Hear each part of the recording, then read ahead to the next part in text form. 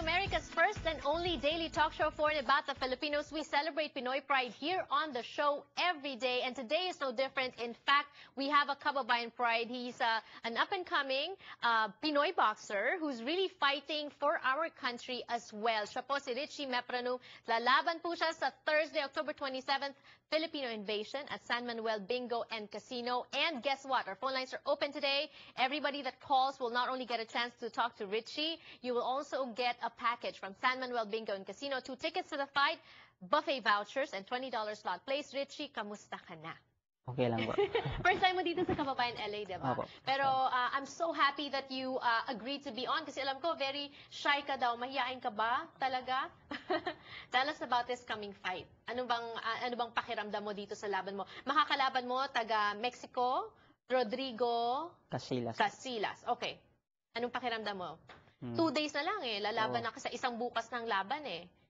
Ano na lang, nirelax ko pa lang yung yung isip ko para ma-concentrate sa sa laban. And a lot of people might be thinking that this is not an important fight. You are wrong. This is important because if Richie wins this and then another fight in November 11 bago yung fight ni Manny sa Las Vegas, magkakaroon po siya ng shot sa IBF title. Correct? So, paano mo naman pinaghandaan tong laban na to? Because obviously, it's very important. Pinag-igihan ko po yung training ko. Tapos, pinanood namin yung video niya para mapag-aralan. Okay, so what do we know about Rodrigo ngayong kalaban? May lakas siya. Tapos, siya yung nag-pressure. Parang pag nasasaktan siya, lalong tumatapang. Lumalaban. Okay. At saka siya yung nagpa-pressure. That means ikaw kailangan mo magsanay na mag-counter punch. Mag-counter tapos labas. Oo. So kailangan mabilis ka ring lumabas. Ngayon, you have something similar to Manny when he was starting kasi ikaw southpaw din, kaliwete ka din, 'di ba? So ano bang mga advice binibigay sa ni Manny? Yung mga advice daw, yung bilis mo gagamitin mo daw pag malapit na yung kalaban, andiyan na sa mo harap mo. Doon gagamitin daw. Tapos sabi niya, tandaan mo yan. Gagawin mo yan, sabi niya. Alam mo si Manny, sumikat din siya ng husto kasi hindi lang siya umasa sa kaliwa niya. He has power sa kanyang left hand. Pero sinubukan niya rin i-develop yung kanyang right hand. May plano ka bang ganon? Kontento ka na ba ngayon sa left hand mo? What do you think is your strength? Yan din ang ko, di-develop ko para may lakas naman yung ko. Dine-develop mo yung?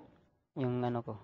Yung kanan. Okay. So, gaano ka-intense ka ba mag-training ngayon? Kasi di ba si Manny, pagka nagte-train, talagang sobrang bigay todo daw. Oo nga.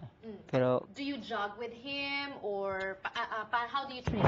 Hindi. Kasi, iba yung schedule namin sa sparring. Sa kanya, Martes. Sa amin, Lunes. Pag sila sila magja-jogging sa ano ba yun? Griffith Park. Doon naman kami sa Pan Pacific. So hindi kayo talaga Oo, alright. Pero nakatira ka rin sa Palazzo? Oo. Doon yun sa place ni Manny din? Apo. Ayan. Sige, gaano ka-importante sa mga kababayan nating boxers like yourself na itong si Manny Pacquiao, talagang inaalagaan kayong mga kababayan niya? Nagpapasalamat din ako sa kay Kuya Manny dahil todo suporta po siya sa amin. Yung mga boxer niya, niya. Para tinutulungan niya para umangat talaga. Right. And Manny Pacquiao might be making an appearance also on October 27th. And guess what? If you want to see him, you might win free tickets today on Kababayan LA. Everyone who calls will get a package of 2 tickets each to the fight, plus buffet vouchers, plus $20 slot plays. Boying is our first caller. Hello and welcome to Kababayan LA. Hello. Hi, how are you? Kamusta na po, Suke? I remember your name. Of course, siyempre, Salamat. Natandaan mo. Ang tanong ko lang kay Richie, ano ba kinakain ng ang typical na kinakain ng boxer bago yung laban? Oo, tama. Kasi alam ko nagda-diet sila Magandang... Tapos, Oo. Meron ka bang special meal na kinakain bago ang laban? Beef steak. Bakit beef steak? Para bumalik yung yung sa katawan namin. Yung lakas sa katawan. Kasi bakit bumalik, nawawala? Nawawala pag nagre-reduce ka ng timbang. But you can't eat yet until after the weigh-in. Kasi baka mamaya umover ka naman sa timbang mo, di ba? Oo. So after doon ka talaga. Oo. Ayan, alright. Pero ngayon, nag-ano pa lang, oatmeal lang yung kinain namin. Oatmeal lang kasi humahabol ng timbang. Hindi ka pwede mag-buffet. Pero lahat ng tatawag po ngayon sa kababayan LA makakapag-buffet ng libre sa San Manuel Bingo and Casino. We'll take more of your phone calls when we return. Don't go away.